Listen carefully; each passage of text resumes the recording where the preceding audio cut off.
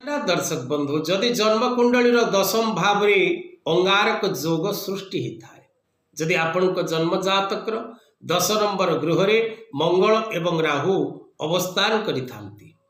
तेबे ए प्रकार ग्रह जोग प्रभाव रे सर्वप्रथम व्यक्तिर कर्ममय जीवन आपण व्यवसाय करूथांतु बा जॉब करूथांतु प्राइवेट सेक्टर रे थांतु गवर्नमेंट सेक्टर रे थांतु जेकोसी सेक्टर रे आपण जॉब करूथांतु ना कहीं आपणकर कर्ममय जीवन रे नानादि प्रकार कष्ट आपण भोग करिवे यह निश्चित अटे एवं आपणकर कर्मक्षेत्र बारंबार परिवर्तन